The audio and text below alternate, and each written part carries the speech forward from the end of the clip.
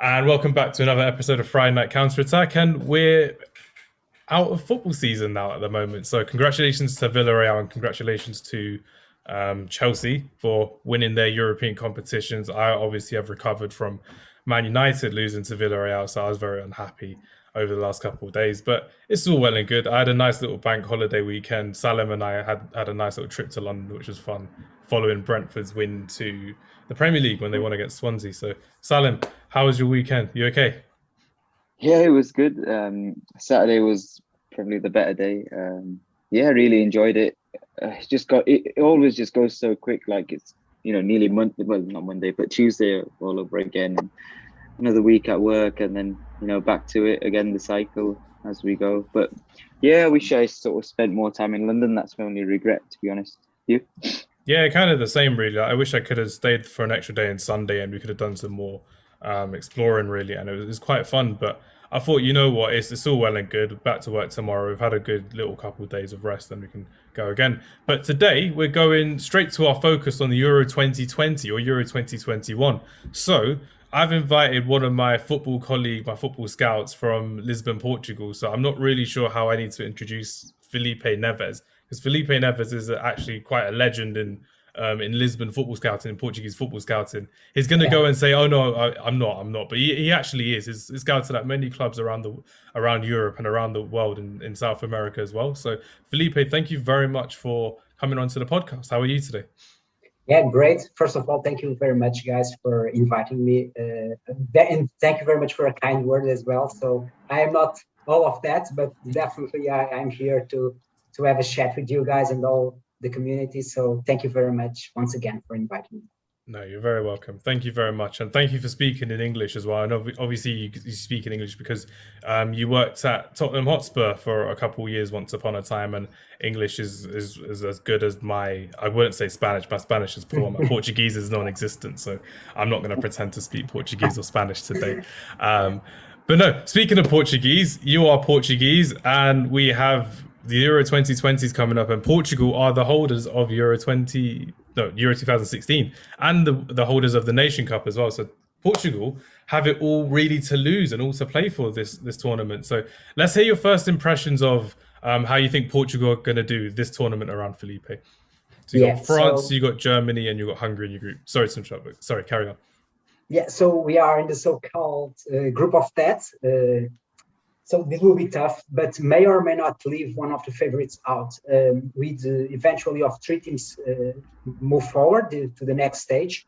I think the surprise could happen if Hungary, who also plays at home in Budapest, can win one game or draw. So the most important, in my opinion, is always the first game. And in the Portuguese situation, it's even more important because we will play against Hungary, and if we lose or draw, that could be dramatic for us. So I believe that by beating Hungary and drawing one of the next two matches, Portugal will be qualified. If you guys remember the last time that Portugal won the Euro 2016, we were qualified in third. So I think Portugal have very good possibilities to pass, and then after that in quarterfinals, semifinals, I think everything can happen. It depends on the draw. So I think Portugal will do it, to be honest with you guys.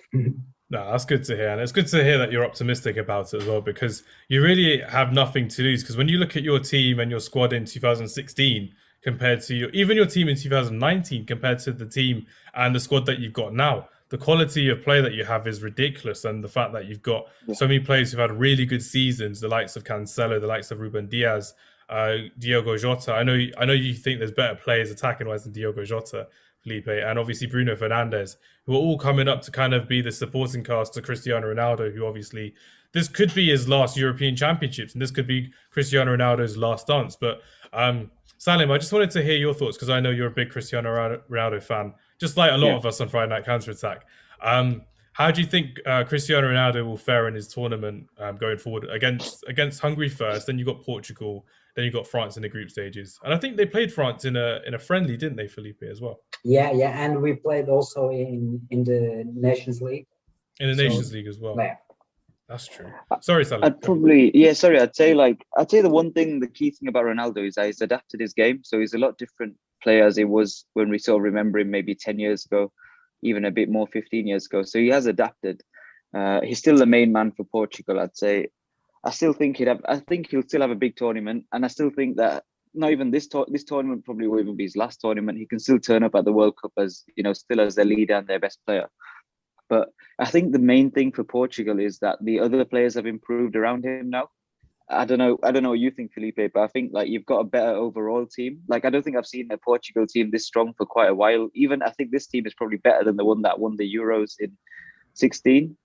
With a lot of young players like Felix coming through, and then you've got Bernardo Silva, Neves, Moutinho. Well, Moutinho is a bit older, but we've got even in defense, I've forgotten his name. You got Guerrero, you got Cancelo, you got Semedo. Cancelo, that's it. Yeah, and there's a few more as well. I've forgotten some of the names now. Nuno Mendes, that is a huge guy. This guy is amazing. Probably he. And then, and I was going to say even Pepe looked amazing the other day for was it Porto? He was playing against. Juventus. I think he was playing against Juventus. Yeah, he was really good. And he's probably 38 or something as well himself. So I think Portugal have got a really good team, a really strong team, and with Ronaldo in your team, he could make a goal from anywhere. You could be sort of defending for 80, 90 minutes, and he could just pop up with a header from any sort of cross corner.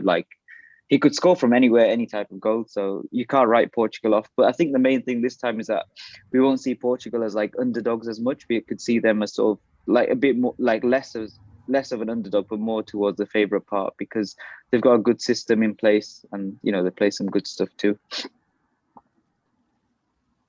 Yeah, definitely. In my opinion, right now, and Fernando Santos, our coach, always switch between a 4-3-3 and a 4-2-2 system, or close variants of the two.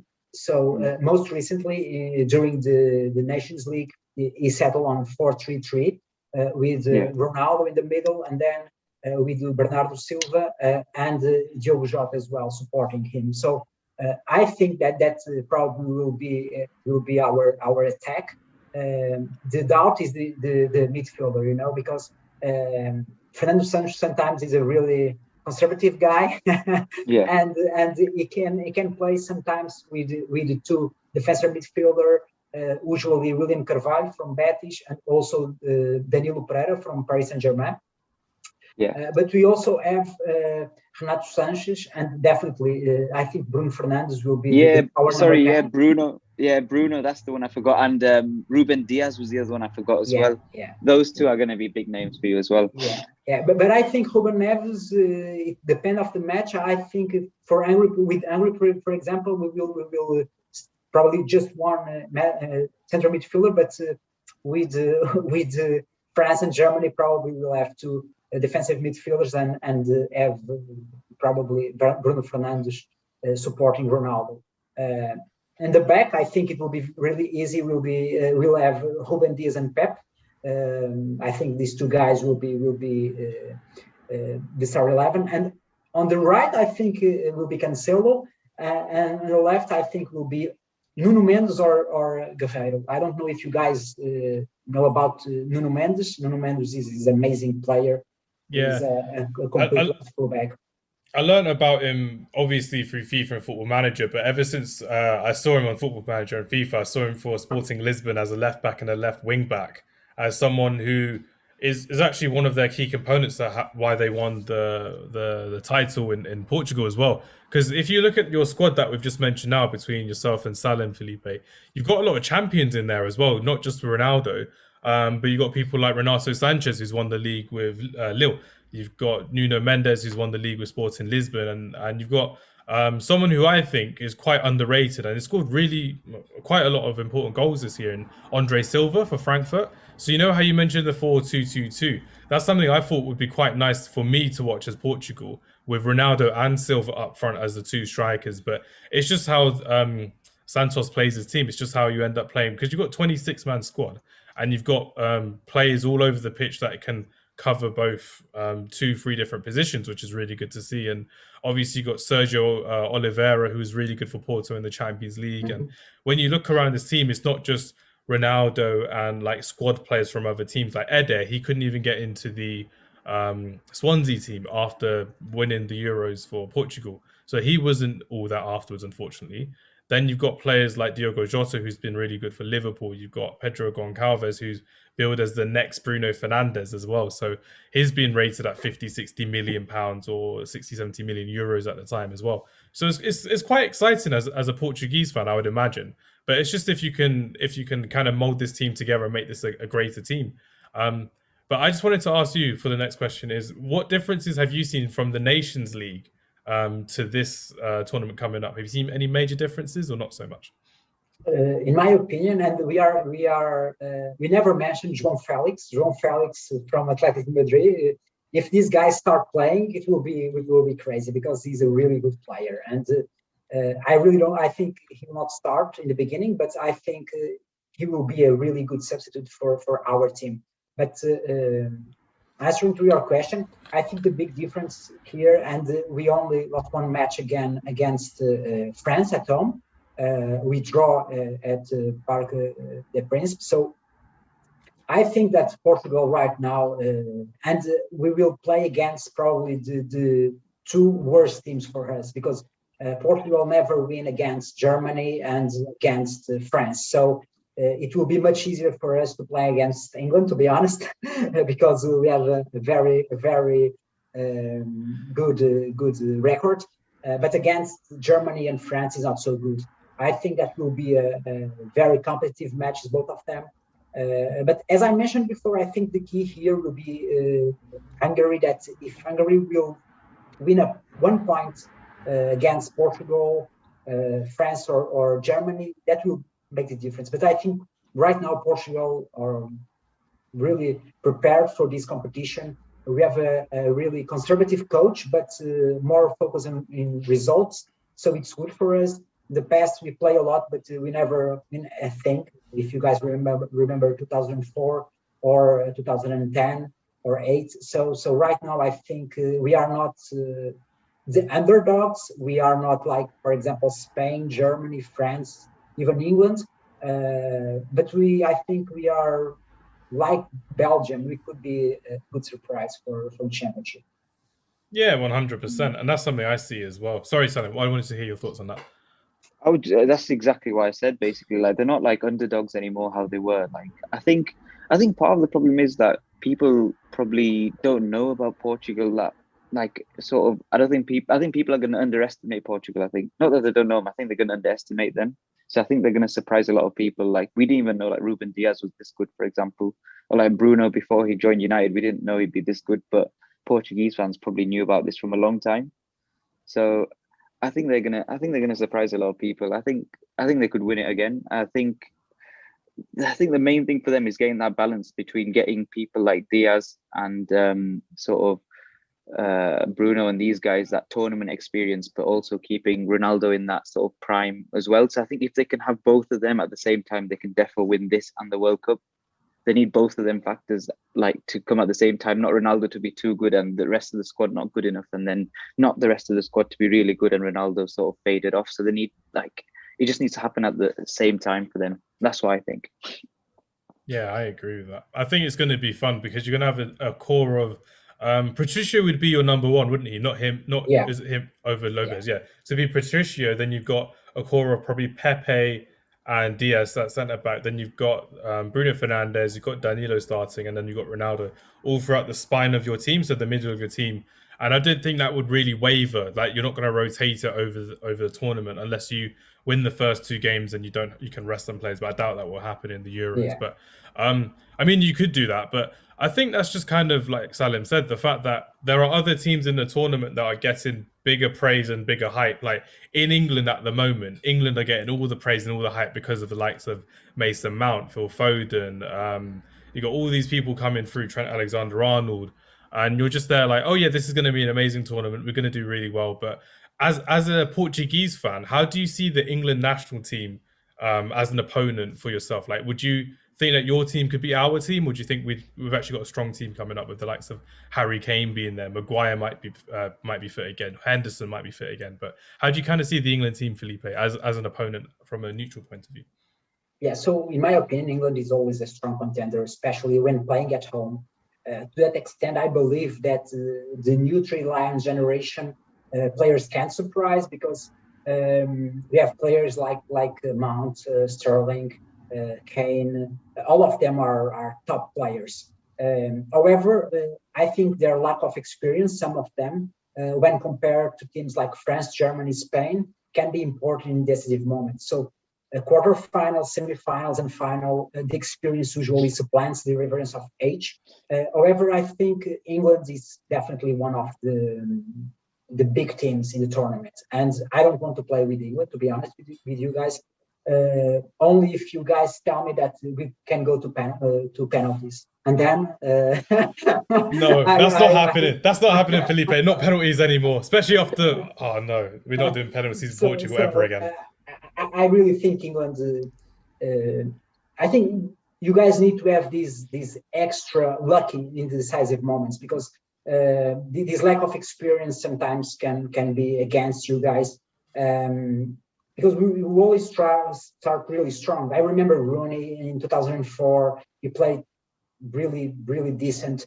In the last tournaments, we have always guys that's coming from the bench or playing in the start 11 with really good skills and really good players. However, I think this experience, when compared, as I mentioned, with France or Germany or Spain, can be dramatic for England. Yeah, that's fair enough to hear, and that's quite nice to hear a refreshing point of view on the England national team. Besides, oh yeah, we're going to do amazing because we've got Foden, Mount, and we've got Grealish in the team. But with this tournament coming up, how do you kind of know much about Gareth Southgate's tactics, how he plays? Because we see it as he's going to be a lot more pragmatic. So we've always complained on our podcast, all of us are in agreement at this, that we play very pragmatic football with 5 defenders at the back, 2 holding midfielders, and then just 3 attacking players, and one of them being Harry Kane. So 2 have to like run around him as well. But is that something that you can see England actually progressing through the group stages and actually doing well in the quarterfinals, or do you think we have to be a bit more attacking? Because as fans, I think Salim and I are in agreement. We want to see more attacking, free-flowing, more passionate football than just sit 5 at the back against Scotland or 5 at the back against Czech Republic. But how do you kind of see that for, again, from a neutral point of view, how would you kind of play if you were the manager of England? More free-flowing, or would you be happy with a 4-3-3, for example? Yeah, more firepower. Probably I would play in a 3-4-2 or something like that. But definitely I will, because England have a lot of good wingers, and we have Kane, and Kane is a goal machine guy. We don't have, for example, in Portugal, any guy like Kane. You don't have even in Spain. You guys can't remember one striker like Harry Kane. I think Harry Kane is a unique guy. Definitely, it could be worth mentioning that he can play with a false 9. But definitely, I will play with more firepower, with Sterling, with Mount, probably with Sancho. But playing with 5 in the back could be a good formation against France, against Germany, but not against other teams that are weaker. And sometimes from the very beginning, the national teams must start scoring. If you guys remember, for example, France, they always start in a really good shape. Also Spain. So I think England has all the power that you guys need to win the tournament. However, you guys need to demonstrate it on the pitch as well. And sometimes it's really difficult against weaker teams because playing against France, Germany, Belgium, it's always challenging. However, against smaller teams, I think England, and you guys remember, for example, Iceland, that I think was your nightmare this last time. So I think the challenge is to the mindset, the English mindset, because I remember when I was in England, you are always favorites to win. And I think everything that this bubble again around the team is not really positive for England national teams, because you are always favorites to win.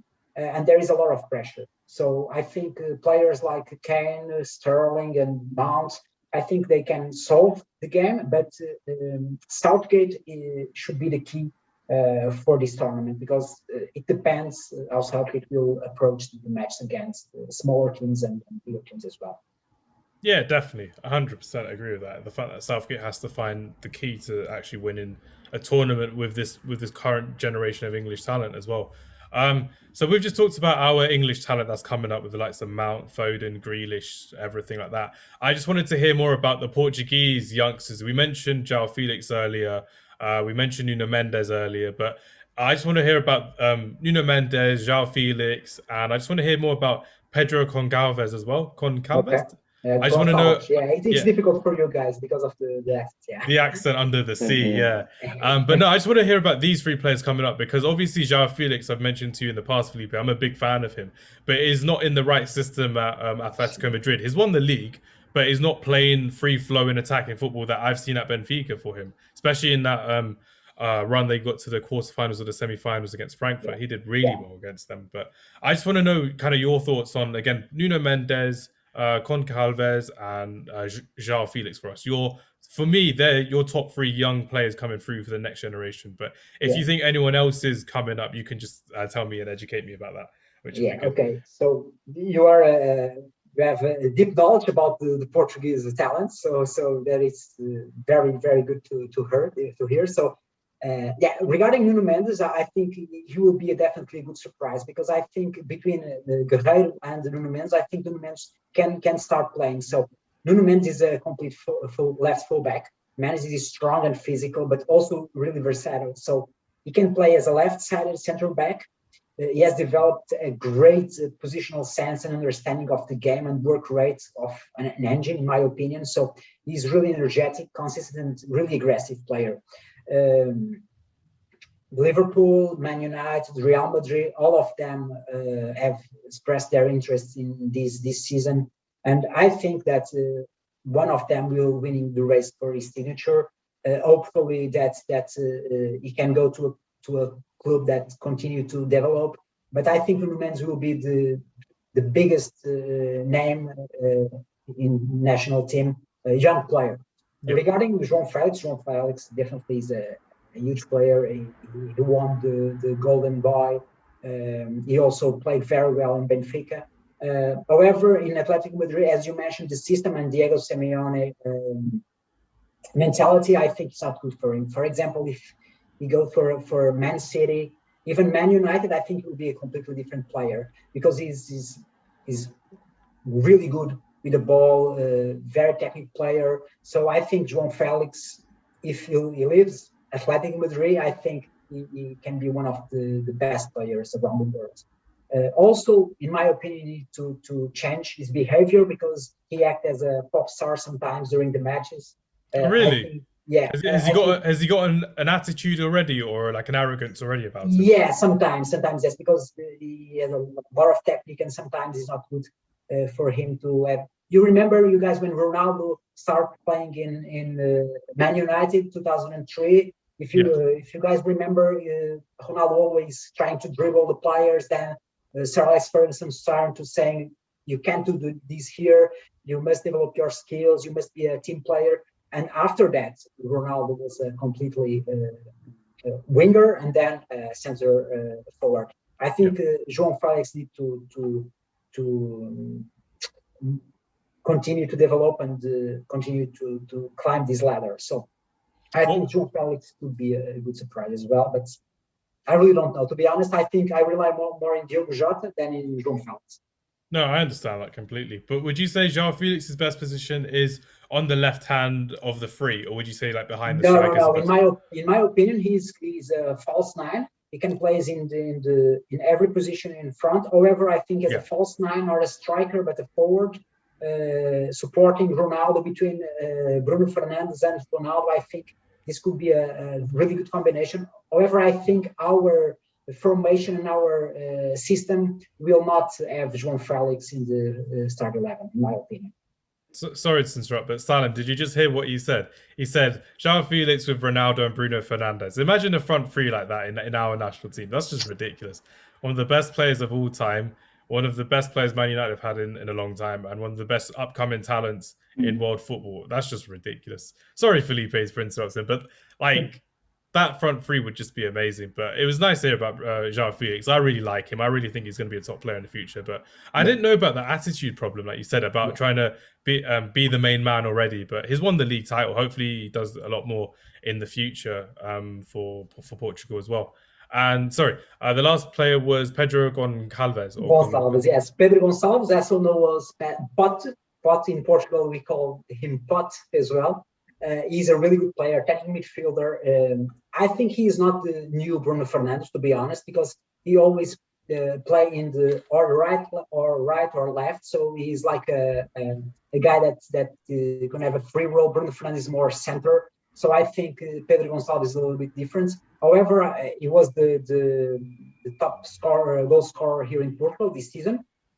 So he has a lot of goals. So I think he will be a good surprise, but not for this tournament, because I think there is a lot of players in front of him. So, for example, we'll have Rafa from Benfica. We also have João Felix, Diogo Jota, even André Silva. But Pedro Gonçalves is a completely different player than those two. Probably he's more closer to João Felix than any other else. However, I think he's more aggressive than João Felix. I think he will perform really well in the future, but probably not in this tournament, probably in the next one or something. And we are forgotten a very good player that is João Palhinha from Sporting as well. He's our number 6. So I think Danilo and William Carvalho will be definitely Fernando Santos' choice. However, Palhinha is, if you guys, right now, Kanté is probably the biggest player right now. So Palhinha is more or less the same. However, I think he needs to progress more in terms of the tactics. So if Palhinha left Sporting this season, I think that could be a huge surprise for you guys, because I think he has 22 or 23, or 23 probably.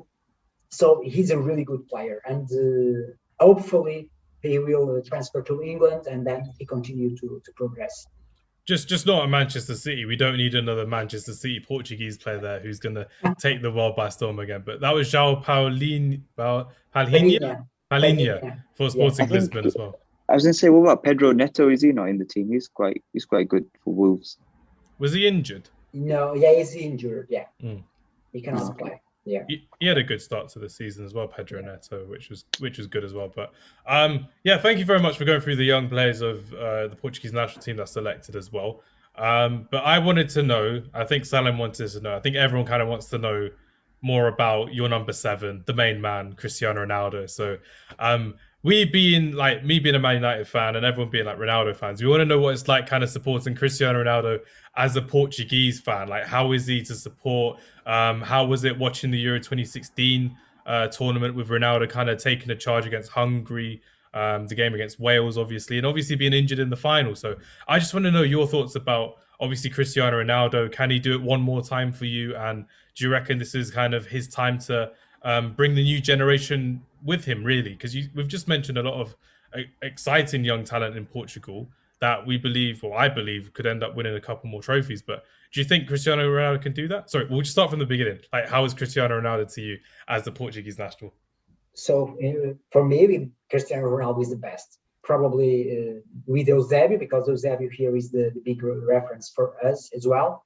But Cristiano Ronaldo is the big man in Portugal. So I think our odds will be all around Cristiano Ronaldo, because sometimes Cristiano could with his mentality, we can move forward, we can have run that extra mile, or sometimes if it's not a Ronaldo day, that could be bad for us. So I think Ronaldo is not ever afraid of the game. He always are here for us. So in a free kick, in a penalty, or in a random kick. So all of us expect that Ronaldo continue to perform.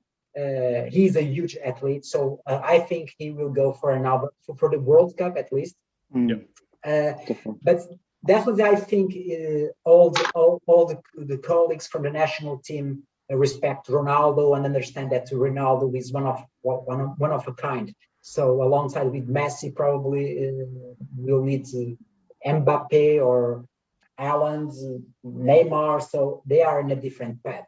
So, and we will understand this after a while, so probably after both of them retired. So I think this will be a huge opportunity, all of us, to see Ronaldo. I know that the world splits in two, so Ronaldo and Messi, or against Ronaldo or against Messi. However, I'm a privileged guy to see Ronaldo in my national team. However, I really like to see other players like Messi, Neymar, or other big players, big names. And regarding the Portuguese team, I think Portugal has more chances with Ronaldo than without Ronaldo.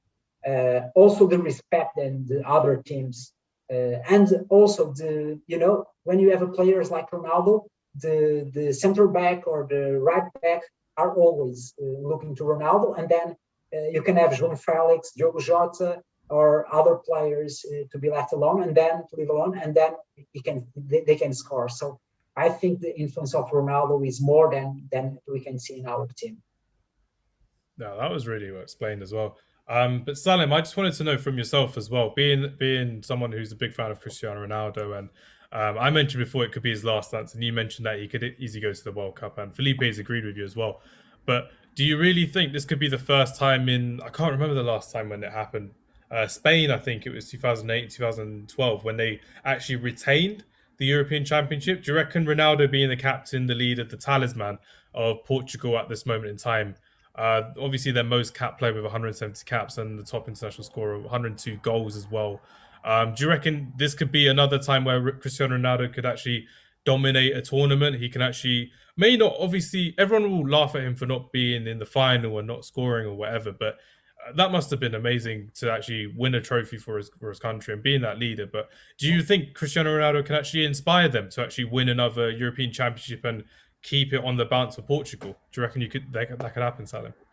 Yeah, definitely. Like I can just assume that he's a massive sort of character. Like Felipe said, the whole country's sort of behind him. I can just imagine, at the training ground, like he's probably teaching everyone like everything. Like, and especially when somebody like him talks and tries to coach you, you listen. You definitely listen. So I think if you guys can remember when he got injured, I think Dimitri Payet injured him in that final, but he still tried to play on like twice or something. And then obviously he was crying because, he couldn't go any further, but he showed his character by, he didn't just go off and just sit in the stands or go in the shower. He was, on the touchline, effectively like, assistant manager that day, guiding the team through it and supporting them. And, I think he gave a lot of I think he was Nani or something, gave him the armband, and it was a lot. Yeah. It was a lot of that, and that just shows that he's not all about himself. Like, he's more than that. He's, for his whole country, he wants to do well. So I think he proved to a lot of people like he isn't this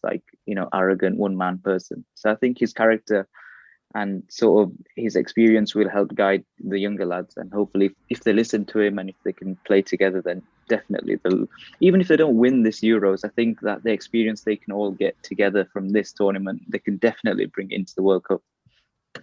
Because I see it as like the passing of the torch in a way, but I think you two disagree with me there. The fact that this is probably Ronaldo's last tournament as the main man, because I see it as back in 2004 when he was the young rookie coming through, and Luis Figo was the main man for Portugal at the time, the number 7. You had the likes of Postiga there, Maniche there, and all sorts. But Luis Figo was the main man at the time for Portugal, and Ronaldo was the young gun coming through. And they lost in the final to Greece, unfortunately. Sorry, Felipe, but they lost in the final to Greece in Portugal as well. But that was a learning curve for Cristiano Ronaldo. So kind of like you said, Salim, it could be a learning curve for the younger players, Joao Felix, for Bruno Fernandes, Ruben Diaz to come through, Ruben Neves as well to come through and really make their tournament their own and get a lot of learning from this as well. But I think it will be a good tournament to see Portugal play. I think it will be nice to watch Ronaldo play with a better caliber of player as well. The fact that you've got a lot of these talents coming through and they're actually winning league titles in their respective country, in France and in Portugal and in England as well, it's given them a better mentality than just Ronaldo lifting 10 other guys up and winning the trophy. And it's something that a lot of people can help Ronaldo go through as well, because this was the first time where Ronaldo he didn't win the Serie A this year for Juventus as well. So that will be difficult, but it'll be a good tournament for Portugal. I think Portugal will do very well this tournament. I think they're going to be a team to watch. Like Salim said, a lot of people aren't focusing on them, but they will be a dark horse in this tournament, just like Belgium. They're always going to do well. But yeah, that was our little conversation about Cristiano Ronaldo. We could talk about him all day and all night, Felipe. So we'll have to get you on again for another time. And I just wanted to know about what the kind of what the country was kind of feeling like at the moment. Like, is there a big anticipation for the Euros? Are they excited? Is the media happy about the team that's been selected by Santos? Has there been any players that you thought, oh, they should have made it into the squad, or they missed out in a way?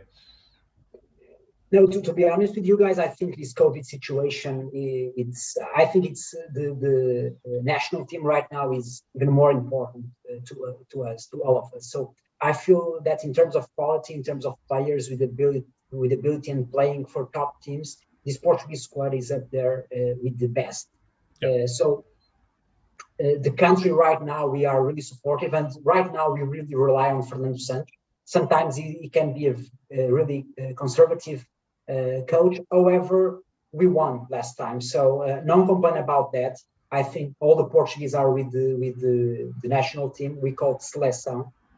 Our team we call Seleção. So I think being also the Euro 2016 champions is important to us because we managed to win the last Euro. So we are the European champions right now, and that is a really good feeling. It's our first time that we won a major competition. So if we move forward, we can go to quarterfinals, will be good. If we go to semifinals, even better. And if we go to final, it will be crazy because I think no pressure for us right now. Probably the only guy that is pressure is Ronaldo, because he wants to continue to be the number one around the world, to win the Ballon d'Or. So I think probably Ronaldo has a lot more pressure than our national team, our national coach as well, and we really think that we can do it. However, we also have a lot of countries, a lot of teams like the England, Spain, Germany, and France that are, I think, one step higher than us. Yeah. No, that's fair enough, and it's nice to see that you're kind of using this as like the country's using this as like an escape from COVID, and the fact that you can all enjoy it together as one after the COVID situation in Portugal and then around the world as well. So that's something that would be nice for the Portuguese people to enjoy going forward.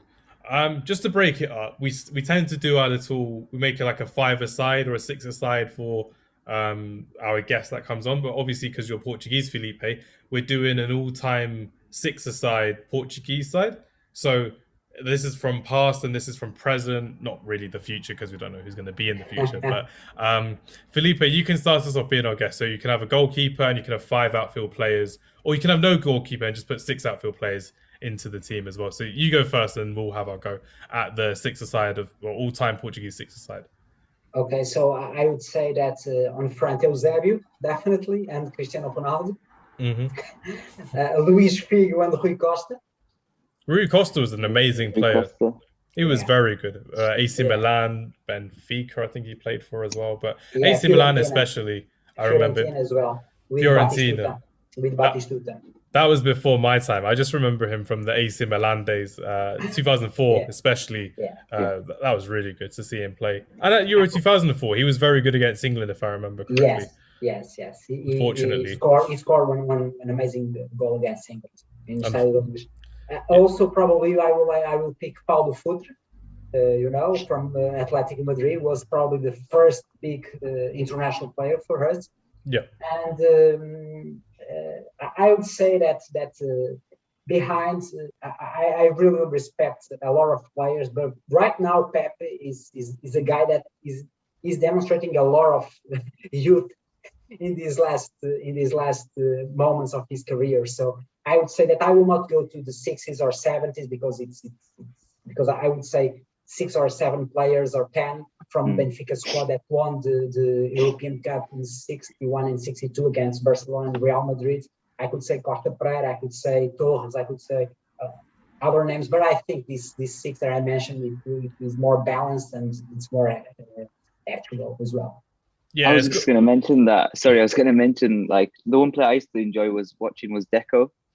But I think if you remember, was it Euro? I can't remember which tournament it was now, but I think it was Euro '04 or World Cup '06. The game with, what is it, 16 yellow cards and yes. 3 Against red the cards. Netherlands. Yeah. That was ridiculous. That was a crazy game. The Battle of Nuremberg, they called it. Yeah. I just remember that Right. photo of like Deco.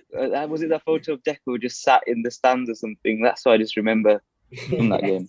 There's like two of them just sat in the stands after being sent off, and the subs just looking Yeah. at them like. It's Manish as well. It was crazy.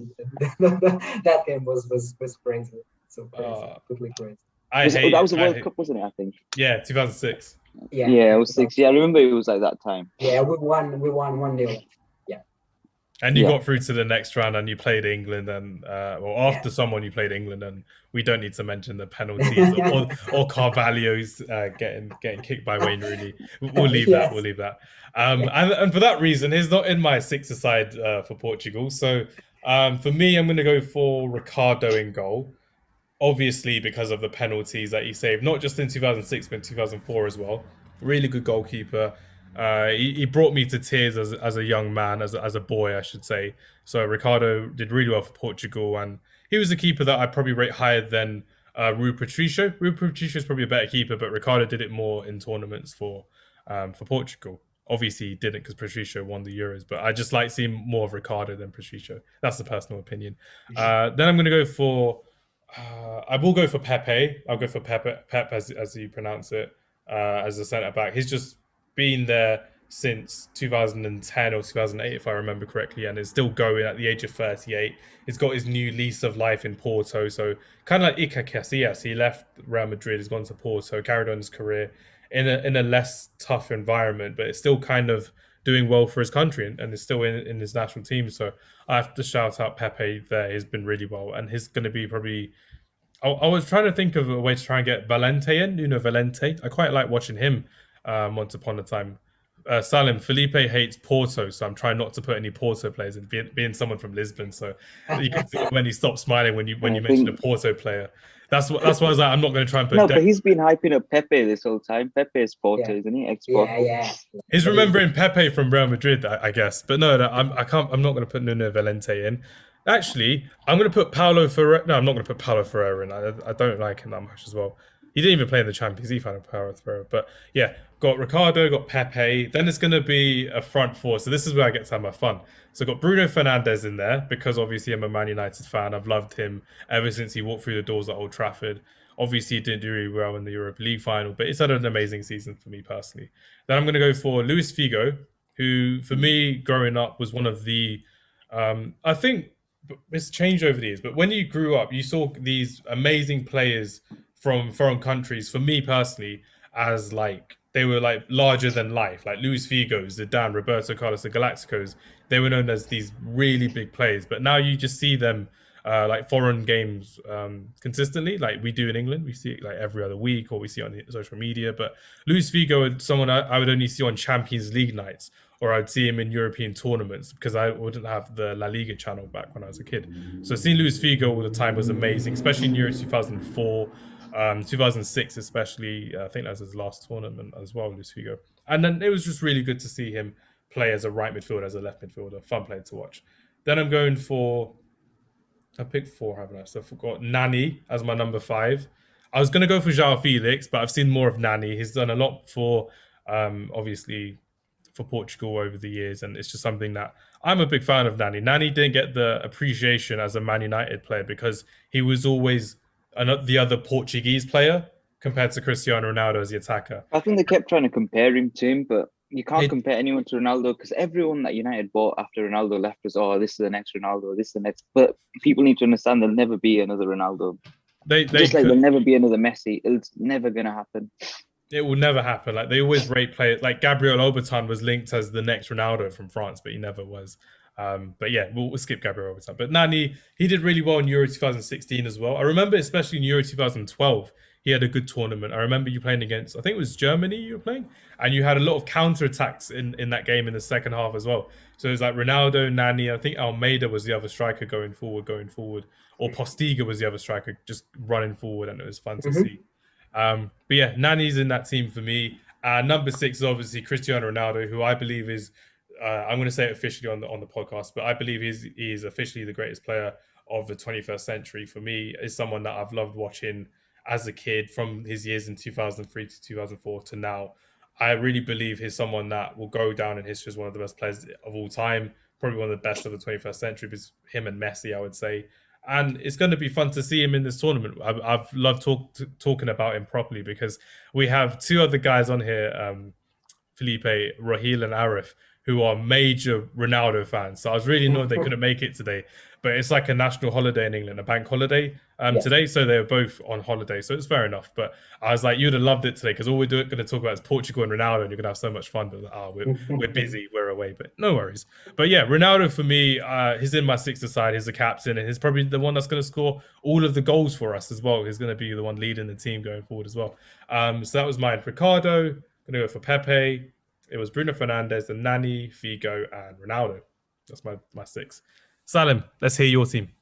So I'd go for Rui Patricio in net. I don't think I've ever rated Ricardo as a keeper, but I'm not sure if he was good or not. That's the thing. In defense, I've got Carvalho and Pepe, two of them.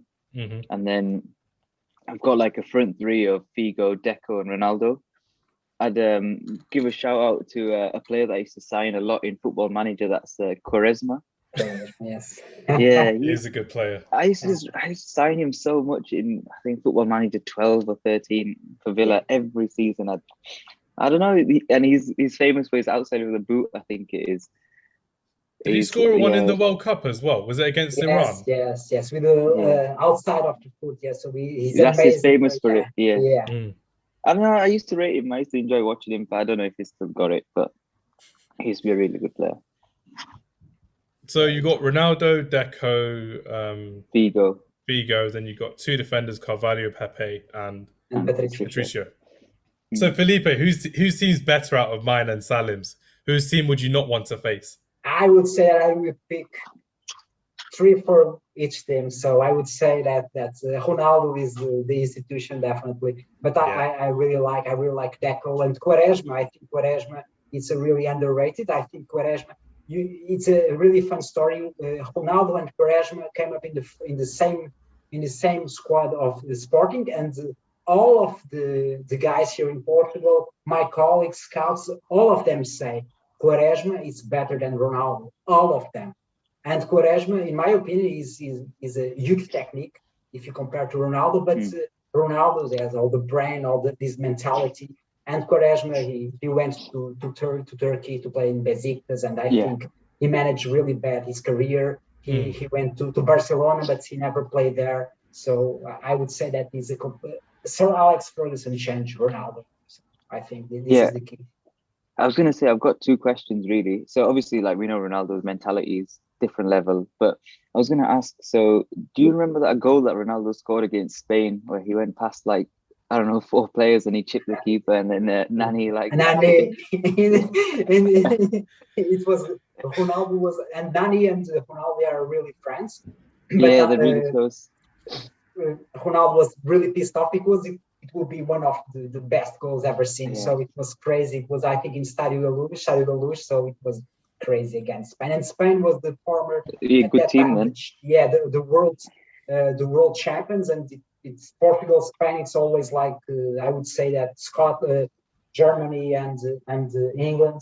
So it's always rivalry. So I remember. I'd say my other question would be that, do you know when Ronaldo was a kid or something, and him and his mate were playing, and they said that whoever scored they'd sign him, and then his mate squared the ball to Ronaldo saying that you're better than me, and he let him score? Is that story true? Or it's true. It's true. Yeah. Because I've read about it. Obviously, it's an amazing story, as you've probably seen yourself as well. But yes, it's true. Yeah, he passed up the chance there. Yeah, Ronaldo. We have a lot of stories here with Ronaldo. So it's I thought, I had one more shout out actually. Do you remember the Portugal-Sweden 2 legs qualifiers? I think those two were probably the best. I think they were European qualifiers, but those were the playoffs. Was it for the World Cup? Playoffs.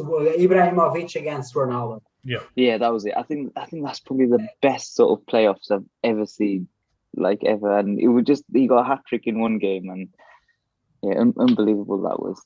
Yeah, he came up clutch then. That was incredible. Yeah. And I think Ronaldo is more or less like that. When you try to challenge Ronaldo, he is always there to decide the games. And And for the national team, he's always there. Sometimes it's difficult, but if you remember the crucial moments, except the final in the last Euro that was injured, so he always there. So we cannot complain about Ronaldo.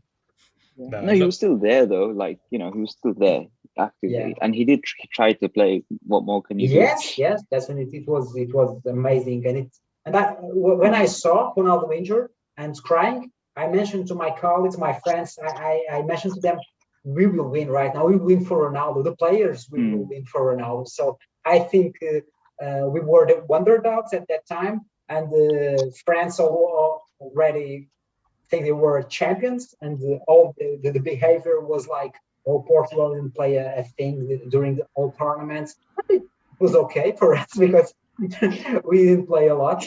But in the final, we showed that we are a really resilient national team, and without Ronaldo, we can still play and win. Yeah, you must be watching a couple of these games from Euro 2016 to excite yourself for the next couple of weeks coming up, Felipe. That must be something that you'd be doing. For us, what have we got, Salim? What, Iceland? No, we've got Wales. We beat Wales in the last minute. That's what we can get excited about for the Euros coming up. That Daniel Sturridge winner against Wales. That was a fun game to watch. But Felipe, I just wanted to know one last question before we wrap it up. Do you have any personal stories about any of the players? Because obviously you're a football scout in Portugal. Do you remember any of these players coming through their academies, and maybe you went out to scout them, or your colleagues were telling them about, were telling you about them? Like, did they say, "Oh, I've seen this player from Sporting Lisbon is going to be really good," and 2 years later they're on television scoring a goal? Do you have any kind of stories like that for us? Yeah, I have. So regarding Ruben Dias, so Ruben Dias came from a local club that is called Estrela da Amadora. And I coached Estrela da Amadora 2-3 years ago. And then there is an amazing story that Ruben Dias, in fact, he started in front. He was a striker. And then there was a colleague of mine there that, this guy is a center back. And then he started playing as a center back. And then he transferred to Benfica. And then in Benfica, he started playing always in center back. Because that coach in Estrela da Amadora decided that. So I coached that team as well. And this is really a funny story about Ruben Dias. And now Ruben Dias is probably one of the best center backs around worldwide. So I think this is really good story that came up to my mind right now. Yeah, because you see how Ruben Dias can finish a ball and he can score properly. Yes. So you kind of see he's still got his striker's instinct as well. So that was quite nice to hear as well, and it's just nice of the fact for you to share it with us as well. So thank you very much, Felipe. But Salim, did you have any more questions for Felipe? I was going to say, has he seen Ezri Konsa play, because he can play for Portugal? Aston Villa. Aston Villa. Ezri Konsa, centre back. He's better than all the England ones, but they didn't call him up. Portugal should have called him up. He's eligible. Yeah, I don't think so right now. I think he will not play, to be honest with you guys. It's better to be honest as well. Yeah, sorry to say, but it will be difficult. I think there is a new guy that probably would join Portugal. It is Borges from Man City. I know that you guys like Man City, but right now he's a really fast winger. He's probably the fastest player from the Man City academy. He called Borges. So look at this guy, that he will be the future of Portugal as well. He's, I think, 18 years old right now. Your young talent is ridiculous, the fact that you keep bringing through young players. And I'm quite glad that England has caught up in a way, that we've got a lot of young talent coming through. But when you look across Europe as well, Germany, France, even Italy coming through with some good young talent as well, it would be nice to see them coming through and taking football forward with the next generation. But Felipe, I just wanted to thank you very much for coming onto the podcast today. It was nice to speak to you. It was nice to see you as well. After all this time, do enjoy the European Championships. Hopefully England win and not Portugal. But obviously, if England don't win and Portugal win, then it's all good for that to happen. Salim, as always, thanks for coming on. It looks like you have something to say. Sorry. Sorry, just a quick one. I was going to say that we should catch up with Felipe after the Euros. No matter what, just to go over how the games went and stuff. Salim, Let's do it. I think we should actually fly to Lisbon and we should meet Felipe in person. I don't mind. I think we can put that on company expenses, and I think it would be quite nice to speak to Felipe in a little restaurant or a bar in Lisbon. What do you say, Felipe? Do you think? Yeah, let's do it, guys, and we can go to Benfica Stadium. That is the best one around. So let's do it. Let's catch up, and I'm here, and feel free to pop in. Definitely. I'd probably also say that Grealish is better than Ronaldo at the moment, so look out for that one. yeah, we have to end it there after that. But no, thank you very much, Salim. Felipe, thank you very much for your time and for your company. We'll speak to each other soon. Take care and goodbye. Thank you. Thank you, guys. Take good care. Bye.